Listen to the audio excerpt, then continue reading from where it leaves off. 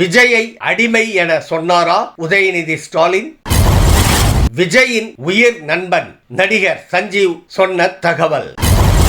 கயாது லோகர் காட்டில் பட மழை.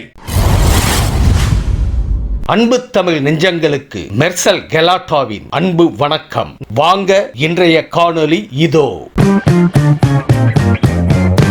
பழைய அடிமை இபிஎஸ் மட்டுமின்றி இப்போது புது அடிமைகளையும் பாஜக வலைவீசி தேடுவதாக துணை முதல்வர் உதயநிதி விமர்சித்துள்ளார். நான் யாரை சொல்கிறேன் என்று உங்களுக்கு தெரியும் என பொடிவைத்து பேசிய அவர் அதிமுகவின் துணையோடு பாஜக அனைத்தையும் செய்வதாக கூறினார். மேலும் எத்தனை அடிமைகள் வந்தாலும் கருப்பு சிவப்பு அணிந்திருக்கும் திமுக காரன் இருக்கும் வரை தமிழகத்தை தொட்டுக்கூட பார்க்க முடியாது என துணை முதல்வர் உதயநிதி ஸ்டாலின் சவால் விட்டிருக்கிறார்.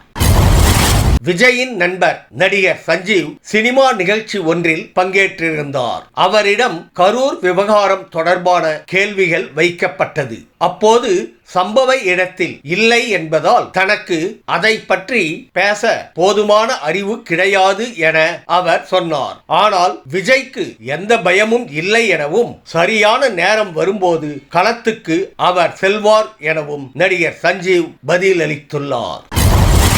சுந்தர் சி இயக்கத்தில் விஷால் நடிக்கும் படத்தில் கயாது லோகர் கமிட் ஆகி உள்ளதாக தகவல் வெளியாகி உள்ளது. மேலும் இப்படத்தில் 2 ஹீரோயின்கள் எனவும் இன்னொரு ஹீரோயினுக்கான பேச்சுவார்த்தை நடந்து வருவதாகவும் கூறப்படுகிறது. ஏற்கனவே அதர்வாவுடன் இதயம் முரளி என்ற திரைப்படத்தில் நடித்து முடித்த கயாது சிம்பு, ஜிவி பிரகாஷ் இவர்களின் படங்களிலும் நடிக்க ஒப்பந்தம் செய்யப்பட்டுள்ளார். இது போக தெலுங்கு, மலையாள படங்களிலும் நடித்து வருகிறார் கயாது லோகர்.